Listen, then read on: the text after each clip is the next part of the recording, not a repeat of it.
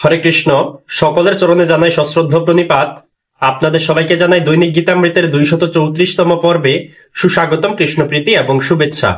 দৈনিক গীতামৃতের আজকের এই পর্বে আমি আপনাদের নিকট আলোচনা করব ভগবত গীতার 6ষ্ঠ অধ্যায়ের অষ্টাদশ বা 18তম শ্লোক নিয়ে। আপনারা সকলে ধৈর্য ও মনোযোগের সহিত সম্পূর্ণ ভিডিওটি শেষ পর্যন্ত দেখুন, সেই সাথে শ্লোকের মাহাত্ম্য ও তাৎপর্য হৃদয়ঙ্গম করার প্রচেষ্টা করুন। আমি শুরু করছি, আপনারা সাথেই থাকুন। ওম নমো ভগবতে বাসুদেবায়, ওম নমো ভগবতে বাসুদেবায়, ওম নমো ভগবতে বাসুদেবায়। শ্রীমদ্ ভগবদ গীতা 6ষ্ঠ অধ্যায় ধ্যান যোগ। তো শ্লোকটি হচ্ছে ভগবান শ্রীকৃষ্ণের।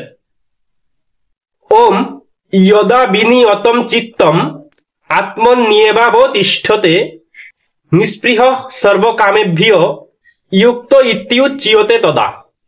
অনুবাদ: যোগী যখন অনুশীলনের দ্বারা চিত্তবৃত্তির নিরোধ করেন এবং সমস্ত জড় কামনা বাসনা থেকে মুক্ত হয়ে আত্মাতে অবস্থান করেন, তখন তাকে যোগযুক্ত বলা হয়।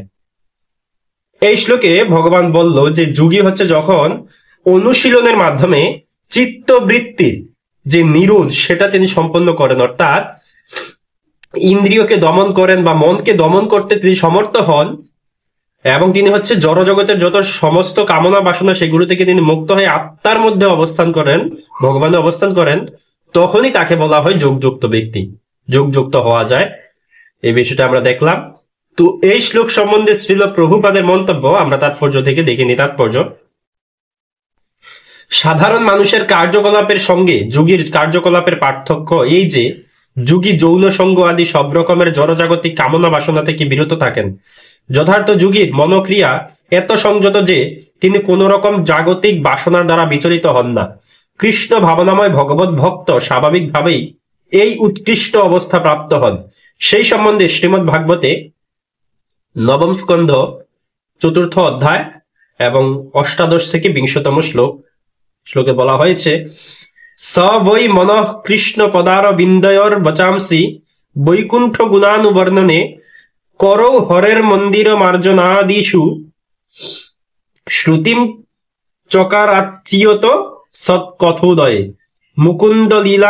মুকুন্দ লিঙ্গালয় দর্শনে দৃশৌ তদ্বৃত্তীয় গাত্র স্পর্শে অঙ্গ সঙ্গমম গ্রানম চ তৎপাদ সরোজ সৌরভে শ্রীম অতুলস্য রসনাম তদর্পিতে পাদৌ হরে ক্ষেত্র পদানুসর্পণে শিরো হৃষিকেশ পদাভিবন্দনে কামম চ দাস্যেন তু কামকাম্যয়া যথোত্তম শ্লোক জনাশ্রয়ারুতি।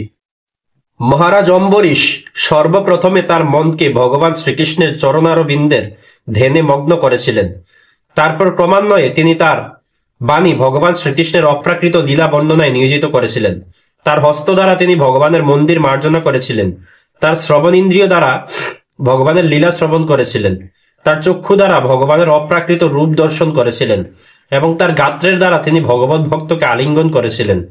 তার ঘ্রাণেন্দ্রিয়ের দ্বারা তিনি ভগবানের শ্রীচরণে অর্পিত পদ্মফুলের ঘ্রাণ গ্রহণ করেছিলেন। তার জিহ্বার দ্বারা ভগবানের শ্রীচরণে অর্পিত তুলসীর স্বাদ গ্রহণ করেছিলেন। তার পদযুগল দ্বারা তিনি বিভিন্ন তীর্থস্থানে এবং ভগবানের মন্দিরে গমন করেছিলেন।